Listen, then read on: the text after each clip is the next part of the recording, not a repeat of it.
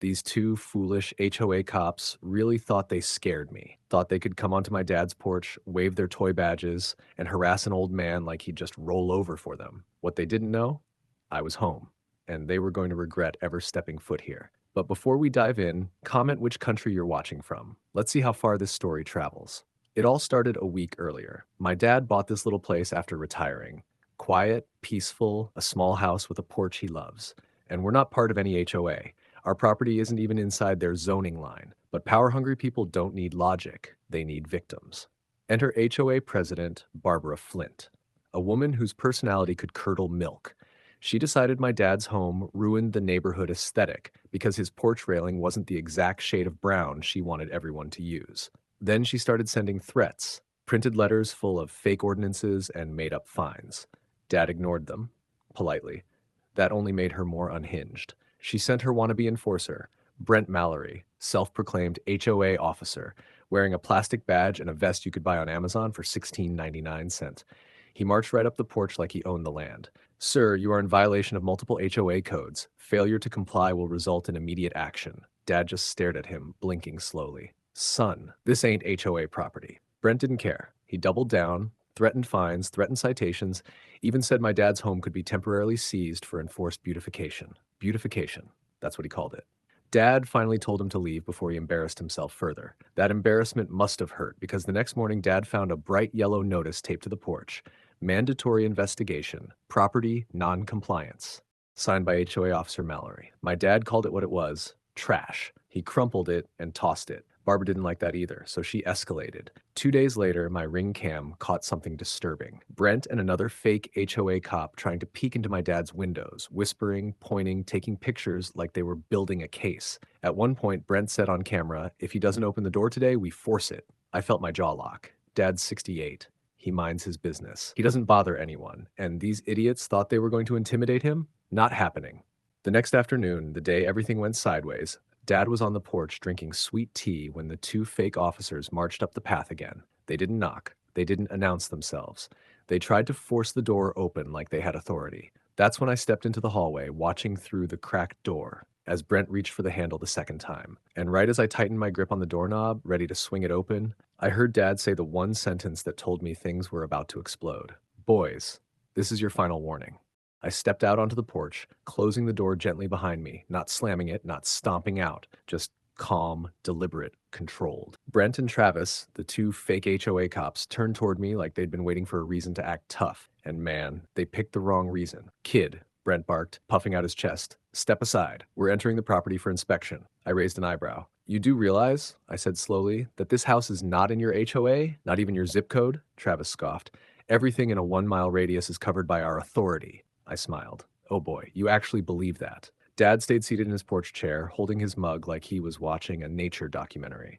I stepped forward, blocking the doorway again. "You're not coming inside," I said. Brent's eyes twitched, the kind of twitch a man gets when he realizes he's just been told no for the first time in his sad adult life. He didn't take it well. "What did you say?" he snapped. "I said," I repeated, "you're not entering my father's house." Brent didn't think, didn't breathe, didn't blink. He reached behind his back, pulled out a cheap black baton, flicked it open, and rushed straight at me. Dad didn't move, didn't shout, didn't warn me. He didn't need to, because the moment Brent's foot hit the bottom porch step, the Ring camera chimed. The whole thing was recorded. Brent swung wide, an angry, sloppy arc meant to intimidate more than land clean. But he had no idea the idiot was swinging at an MMA fighter. My body moved before my brain needed to. I stepped inside the arc, hooked his wrist with my left hand, and torqued. Hard. Crack. The sound echoed like a snapped tree branch. Brent dropped the baton instantly, screaming, collapsing to one knee while gripping an arm that now bent very, very wrong. Travis froze, and then panicked exactly how I expected. He lunged too. No weapon, just desperate momentum and a stupid battle cry. I sidestepped, grabbed the back of his vest, pulled. He face-planted into the porch plank so hard the Ring cam picked up the thud. He groaned and curled up, clutching his ribs. Dad raised his mug. "Told y'all," he muttered, "my boy's the one you don't want to meet." Brent tried to crawl away, literally crawl, dragging his broken arm across the porch. "Stay down," I said. He didn't listen. He tried to stand. I placed a boot on his shoulder. Not hard, just enough to keep him grounded. "You're done," I said quietly, and the cameras saw everything. His eyes shot to the Ring cam, blinking like a red confession light. "No. Delete it. Delete it." "No," Dad said. We're sending it. Right then, a voice shouted from across the yard, "Hey, is everything okay over there?" It was Miss Ada, our elderly neighbor, standing on her porch with her phone raised. The moment she saw Brent's broken arm and Travis curled up gasping, she didn't hesitate. She dialed. "I'm calling Sheriff Mack," she shouted. "Those two ain't cops." Travis groaned. "Oh God, no, not Mack."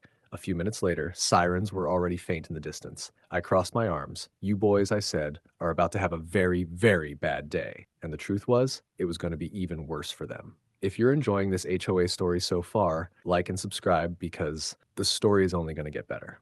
The sirens got louder. Brent's eyes went wide, like a man watching his own career, or whatever fantasy he thought he had, go up in flames. Travis curled tighter on the porch, wheezing through bruised ribs. Two sheriff cruisers slid into the gravel, lights flashing red and blue across the yard. Sheriff Mac Mullen stepped out first, adjusting his hat and looking at the scene like it was the dumbest thing he'd had to deal with all week. "What in the county fried hell happened here?" Mac asked. Miss Ada pointed from her yard. "They did it! Fake cops! Tried to rush the boy." Mac walked past me, then past Dad, and crouched beside Brent. He didn't even hide the disappointment. "Well, look at this mess," Brent whimpered, clutching his twisted arm. "Sheriff, he attacked me!" Mac raised an eyebrow. "Son, your arm is facing Memphis and your shoulder's facing Nashville.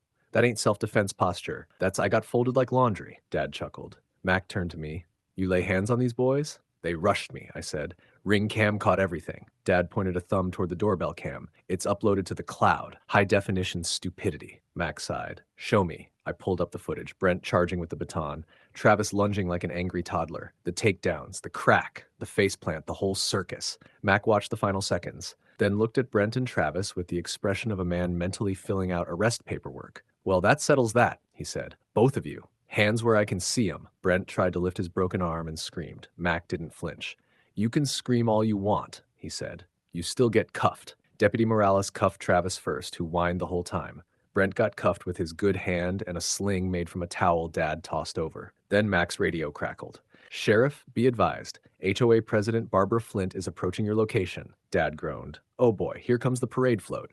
A black SUV sped up the road and skidded to a stop. Barbara Flint leaped out. Heels, blazer, clipboard, the whole angry CEO starter pack. She pointed at me. "Arrest him! He assaulted my officers." Mac stared at her like she'd just spoken Martian. "Your what?" "My officers," she repeated. "I sent them to enforce HOA compliance." Mac rubbed his temples. "Barbara, you don't have officers. You have volunteers. And they just committed assault, impersonation, forced entry, harassment, and about 7 other things I don't have time to list." Her mouth dropped open. "That is not how the HOA charter reads." "Lady," Mac said, "your HOA charter couldn't override a lemonade stand permit." Brent whimpered. "Barbara, do something." She pointed at me again. "You're all going to regret," Mac cut her off. "You're done." He stepped forward. "Barbara Flint, you're under arrest for conspiracy to commit assault, ordering illegal enforcement activities, and misuse of HOA power." Her jaw unhinged, then she actually tried to run. Morales caught her by the elbow before she made it 5 steps. Dad clapped once. "Love it when they try to flee. Adds character." They hauled her to the cruiser while she screamed legal nonsense that didn't mean a thing. Mac turned back to me. "You're clear. Self-defense, clean takedown." A week later, the investigation wrapped fast. Brent was hospitalized with a shattered forearm and fractured ribs, then charged with felony assault, impersonating an officer, and attempted forced entry, sentenced to 4 years. Travis got 2 years for aiding the assault. Barbara received 6 years for conspiracy, harassment, and misuse of HOA authority. And that's how 2 fake HOA cops and their power-drunk president learned you don't threaten a man's father. Not when his son answers the door. The end.